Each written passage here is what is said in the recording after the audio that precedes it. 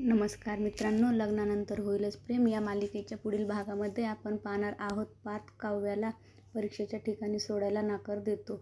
बोलतो मला ऑफिसमध्ये सुट्टी मिळणार नाही. तेव्हा काव्याही त्याला विचारते, ऑफिसमध्ये सुट्टी घेण्याची काय गरज आहे? तुम्ही तर बॉस आहात ना? तेव्हा पार्थ उत्तर देतो, बॉस मी नाही, विक्रम देशमुख आहेत. आणि काव्याही पुढे बोलते, फक्त बॉस नाही तर तुमचे वडील देखील आहेत. ते तुम्हाला सुट्टी देणार नाहीत का? तेव्हा पार्थ काहीच उत्तर देत नाही. तेव्हा काव्या बोलते, मला सांगा पार्थ देशमुख, तुम्हाला भीती वाटत आहे ना की तुम्ही पुन्हा एकदा माझ्या प्रेमामध्ये पडाल?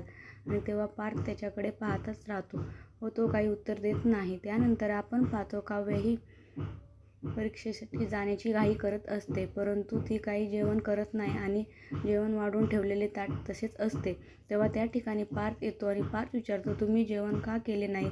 काव्याही त्याला उत्तर देते, जेवण बसण्यासाठी माझ्याकडे वेळ नाही आहे. तेव्हा पार्थ ते ताट आपल्या हातात घेतो व आपल्या हाताने काव्याला घास भरू लागतो आणि तेव्हा दोघेही एकमेकाकडे प्रेमाने पाहू लागतात.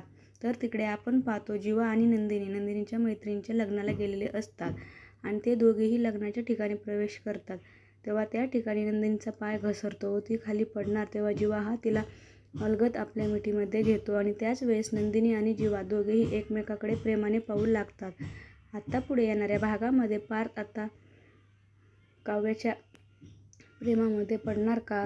त्याचबरोबर नंदिनी देखील जीवाला माफ करणार का? हे पाहणे अतिशय रंजक ठरणार आहे. लग्नानंतर होईलच प्रेम या मालिकेचे सर्व अपडेट पाहण्यासाठी आमचे चॅनल लाईक करा, शेअर करा आणि सबस्क्राईब करायला विसरू नका. धन्यवाद.